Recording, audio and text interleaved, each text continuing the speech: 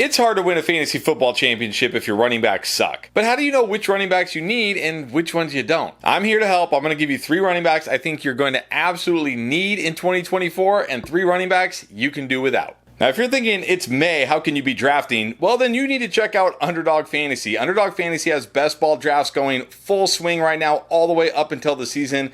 They have drafts ranging from $4 to $500 with prize pools ranging from $100,000 to $15 million. That's right, $15 million in their flagship Best Ball Mania 5. If you haven't tried Underdog Fantasy yet, this is the time to do it. Just make sure when you sign up, you use our promo code ENDGAME and take advantage of this special offer. They're going to give you a special pick plus up to $250 in bonus cash. Go to UnderdogFantasy.com, sign up using promo code ENDGAME, start drafting right now, and take advantage of this special offer. Now let's start with some early round running backs. Obviously, Christian McCaffrey is probably going to be a running back you need if he stays healthy, but if you don't have the number 1 pick, you're not getting Christian McCaffrey. So what other running backs in the first round?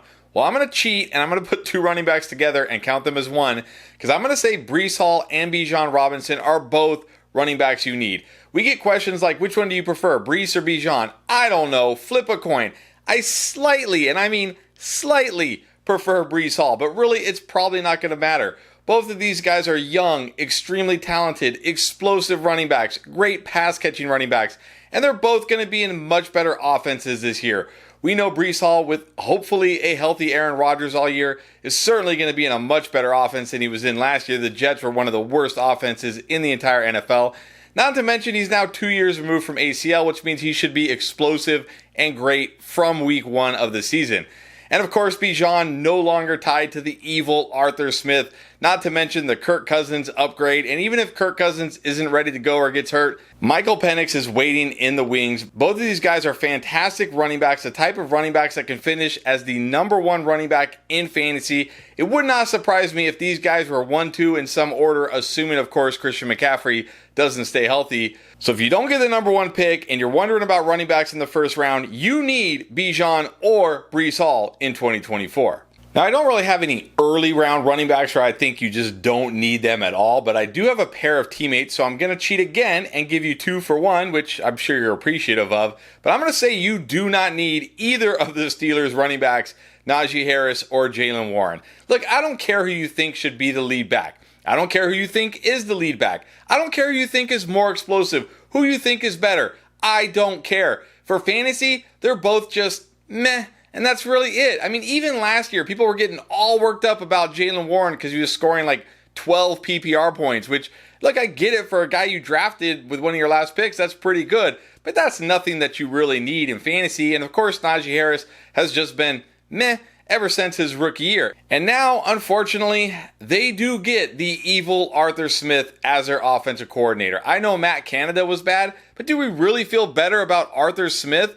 We saw what this guy did to Bijan Robinson and that Falcons offense, never using his best players, giving the ball to just random dudes in high leverage situations. And in case you missed it, yes, the Steelers went out and signed Cordarrelle Patterson. So be prepared for Cordarrelle Patterson to get touches and get goal line carries and just tilt all the players who have Jaylen Warren and Najee Harris, which hopefully will not be you, because look, wherever these guys go, I don't care how far it is, you're just not going to need these guys in fantasy. Why do you want to deal with the headache that is Arthur Smith?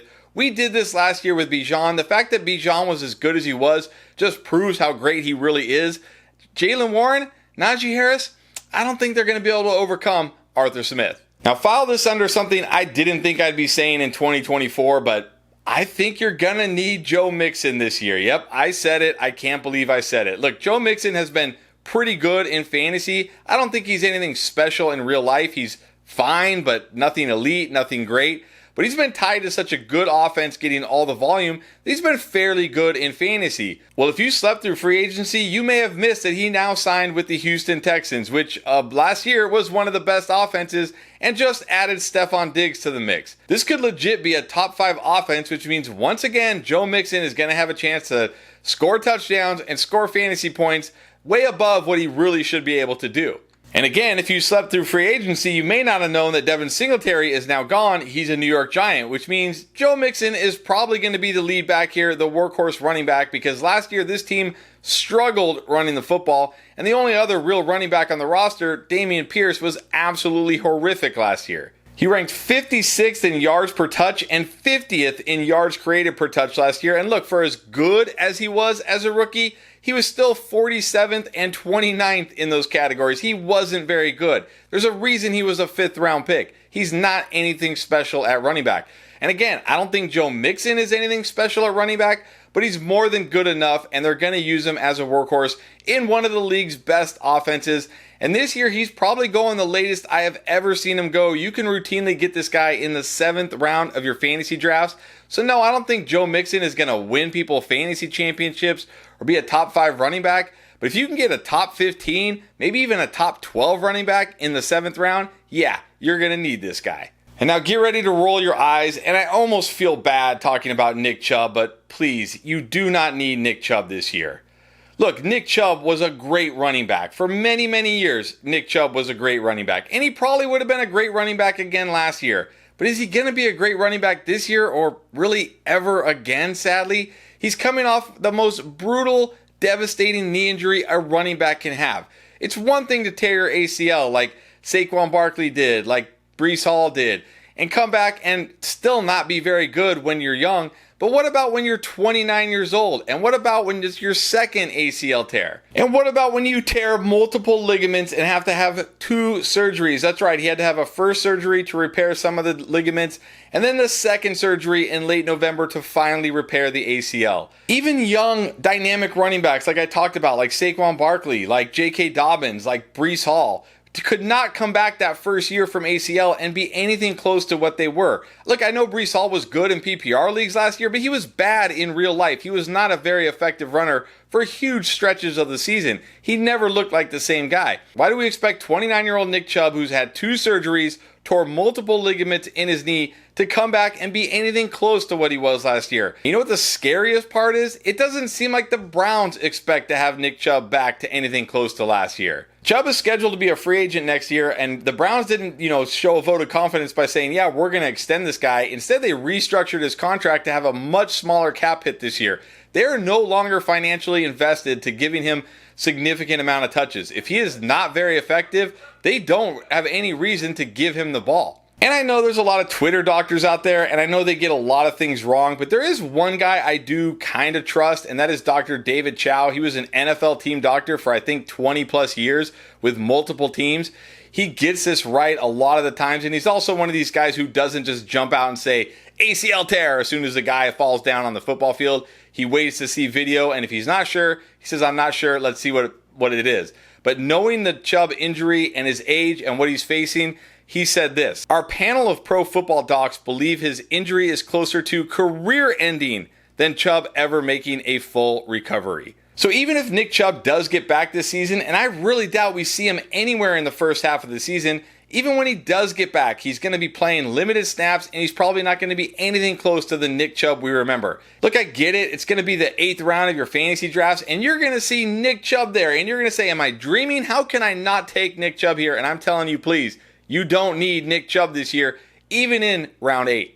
And then when you get into the later rounds of your drafts, I think you're going to need Gus Edwards this year. Again, if you slept through free agency, you might have missed that, number 1, the Chargers hired Jim Harbaugh, and number 2, they signed Gus Edwards to be their lead running back. And they also brought in offensive coordinator Greg Roman, who was with the Baltimore Ravens until, last season. And when you look at Gus Edwards last year, remember this was his second year coming back from ACL, had almost 200 carries, 198 carries for the first time in his career, had well over 800 yards, and scored 13 rushing touchdowns.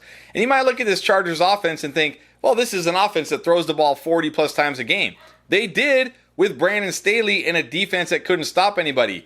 This is a new offensive mindset. Jim Harbaugh, Greg Roman, they're going to want to run the ball, and run the ball. They're going to be one of the run-heaviest teams in the entire NFL. And when they get near the goal line, they're going to pound the ball with Gus Edwards. Look, Gus Edwards may not run for 1,000 yards. He's certainly not going to catch a ton of passes. But for a late round running back that can get you double-digit touchdowns, that is fantastic. And I will say, I like Derrick Henry. I think Derrick Henry will be good this year. But I view Gus Edwards as a discount Derrick Henry, a guy who you can get much later in your drafts, who has plenty of touchdown upside, that you're going to be very happy you got him. Now, when we look at the other running backs on this roster, I will admit I am a little bit nervous about Kimani Vidal eventually taking, more touches from Gus Edwards as the season goes on. But he was a late round pick. He's not an elite prospect. He's not coming from a big program. I think he's going to take a while. I think Gus Edwards is going to have first, second, and third crack at this lead job. So as long as Kimani Vidal doesn't just absolutely outplay Gus Edwards significantly, I think it'll be Gus Edwards. And I am certainly not worried about J.K. Dobbins, the last running back I'm going to tell you, you do not need this year. And I only really need to say one thing about this, and I really shouldn't have to go beyond this, but I am going to have to because people will say he can do it. But the only thing I need to say about this is Achilles. Achilles is the kiss of death for running back. Go down in the comments right now. Prove me wrong.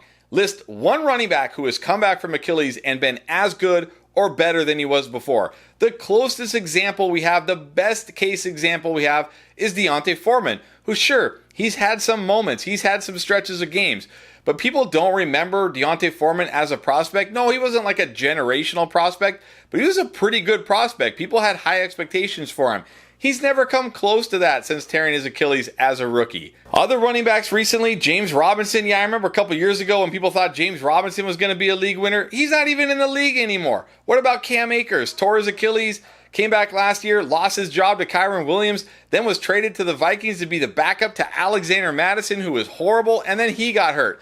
Achilles is as close to a career-ending injury as a running back can have. Sure, maybe 3-4 years from now, J.K. Dobbins gets rolling, kind of like D'Onta Foreman, and is like a capable running back in the right situation. But this year, first year back from Achilles, after tearing his ACL just 2 years ago, I mean, you're crazy if you think J.K. Dobbins is going to be productive this year. Not worth the risk, not worth the headache. You don't need J.K. Dobbins in 2024. So there's 3 running backs I think you're going to need, and 3 you probably won't. But if you want to see rookies we are secretly drafting in our fantasy football leagues this year, you can find that out right here.